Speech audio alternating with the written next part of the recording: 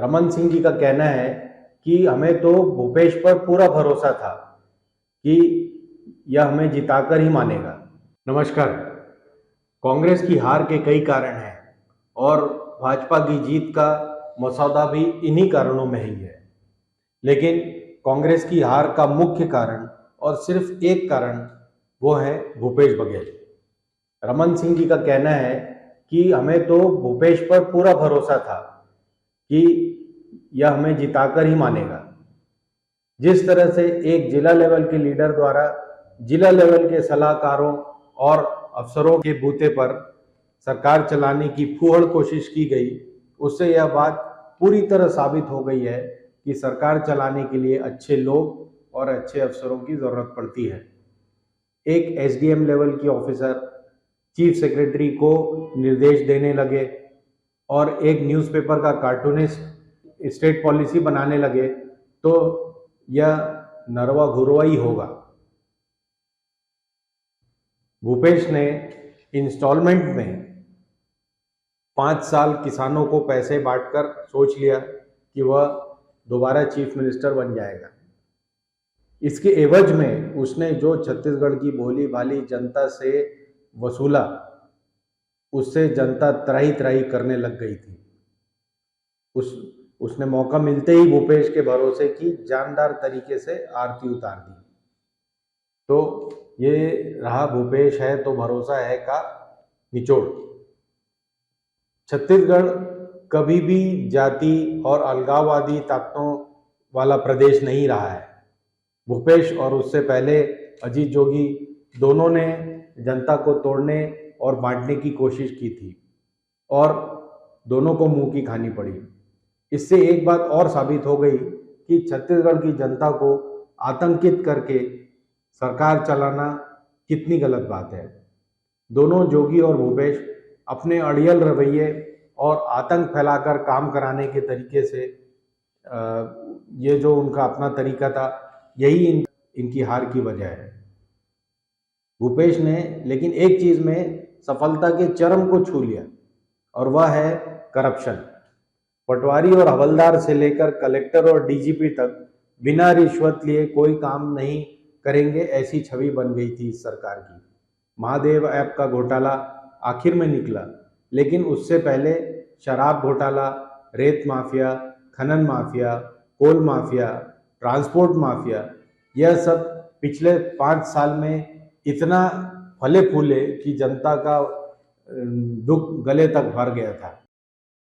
रही सही कसर, ढेबर बंधुओं ने अपनी लूट का मकड़ जाल जो फैला दिया था उसने पूरी कर दी। उनकी करामातों ने रायपुर की सीटों पर असर किया, कि सभी सीटों पर, जिससे विकास उपाध्याय जैसा नवोदित नेता भी निपट गया। अगर किसी को इसमें जरा भी शक है तो राम सुंदर दास जी जैसे महंत का इलेक्शन मैनेजर जो एजाज ढेबर को बनाया गया, उससे हिंदुओं का गुस्सा फूट पड़ा और महंत 67,000 के रिकॉर्ड मतों से हार गए। लेकिन सिर्फ अगर एक कारण जो सबसे अहम है कांग्रेस की हार में, वह है भूपेश बघेल की महिलाओं के साथ धोखाधड़ी। भूपेश के साथ साथ सिंहदेव ने जिस तरह से प्रदेश की महिलाओं का भरोसा तोड़ा, इसका सबक उनको महिलाओं ने इलेक्शन में दे दिया।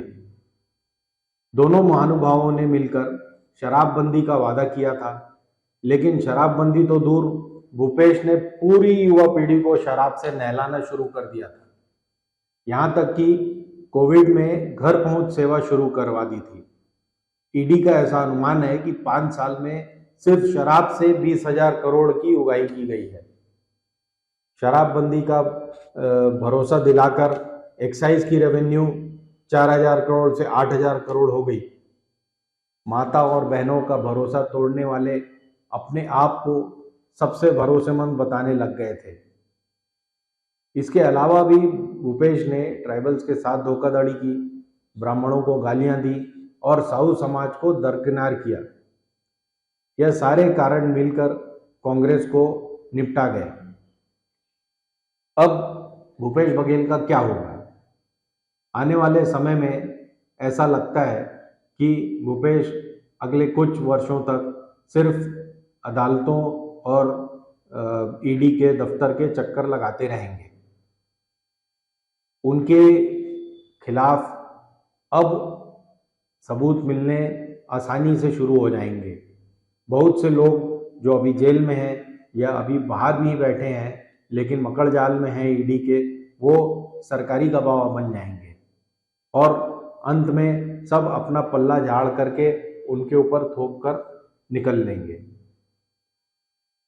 एक आदमी जो एक डिस्ट्रिक्ट लेवल, जिला लेवल का लीडर था, वासुदेव चंद्राकर के गैंग में शामिल था, वो ऐसा मौका मिला उसको जीवन में सिर्फ झीरम घाटी कांड की वजह से, जिसमें नक्सलाइट्स ने पूरी टॉप लेवल की जो कांग्रेस की जो लीडरशिप थी उसको खत्म कर दिया था। इसकी वजह से बघेल और सिंहदेव को मौका मिल गया। इस मौके को गंवाने का, और अब क्योंकि वो हार चुके हैं, एक सिंहदेव तो इलेक्शन ही हार गए और भूपेश बघेल गद्दी छूट चुकी है उनकी, तो अब उनके पास काफ़ी समय है ये सोचने समझने का कि उन्होंने राजपाट चलाने के बजाय जो कुछ यहाँ किया पिछले 5 सालों में, उसके परिणाम वो तो भुगतेंगे ही, साथ साथ कांग्रेस पार्टी भी भुगतेगी। धन्यवाद। हिंदुस्तान जिंदाबाद।